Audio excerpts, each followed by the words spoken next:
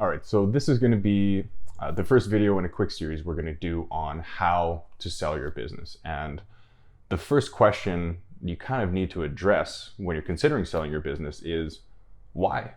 Why do you want to sell your business? What's happening? Why is this the right time for you? Right now, there's a lot of reasons why you might want to sell your business. It's a really stressful time for a lot of business owners. So no one would blame you for having the thought come across your mind, that's for sure. But it's kind of an interesting thought exercise to do. If this is something that you have seriously considered, why not just take a minute, just take a breath and really consider the question, why? Why do I want to sell this business? Is it actually because I don't enjoy it as much as I did, or I really want to focus on other things? If you have legitimate reasons, great, but really address them. Make sure they are legitimate reasons. If you're simply stressed out about the situation right now, you don't want to have to manage and navigate through all the new things that are coming out, then there are a lot of resources out there that can help you get you through this situation. There's a lot of stimulus coming out. There's a lot of tax breaks.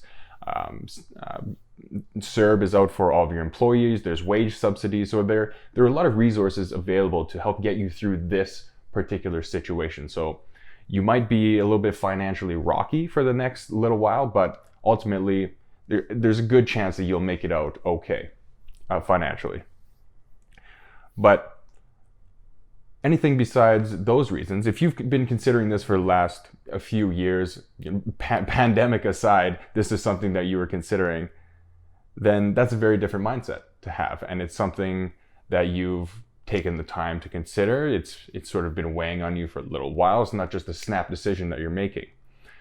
But breaking down the whole reason for exiting your business is probably one of the things we see business owners struggle with the most. And it's the question that we ask them almost immediately when we start talking is, why do you want to sell your business? And it's interesting to see what type of answers we get sometimes. A lot of it has to do with just spending more time with family, or maybe there's other hobbies or other interests that they would rather spend their time doing.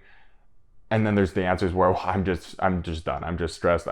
We've been through 2008, 2002, all the other crises before that. This is my last one. I'm done.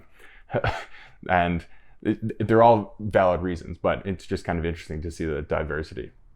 But breaking down exactly why you want to sell is a big part. The next part is, especially if this is kind of your transition into retirement, is what are you going to do now? What do you really want to spend your time on? If you sell your business, a lot of people who have spent 20, 25 years building their business, they've known the majority of the employees for a long time. They're essentially their friends now a lot of the times. They don't know what to do with their time when they sell. And it's kind of this phenomenon known as seller's regret. And you feel a little bit lost. You feel uncertain about what to do. So it's great to have a plan for when you exit.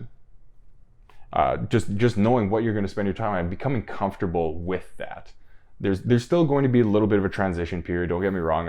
Everybody seems to experience it that I've talked to, no matter how prepared they feel. But it's still good to consider and have that plan and have those things in mind that you're really going to spend your time on.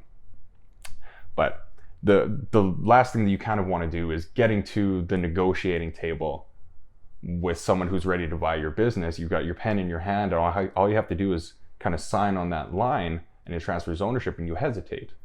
And you sit there and you start to second guess at that moment.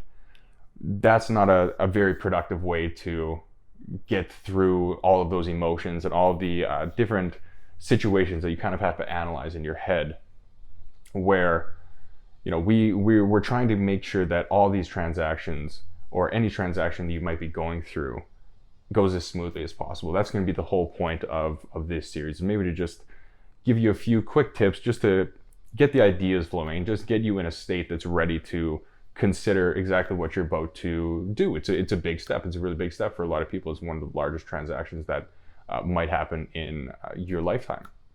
So hopefully a few of these points gave you a little more clarity about where you should get started, a few things to start thinking about, some thought exercises. Obviously, if you have any questions regarding this process, please feel free to reach out to me, Justin at shiftcapital.ca, where we're always happy to answer any questions you might have. But until then, we'll see you guys in the next one.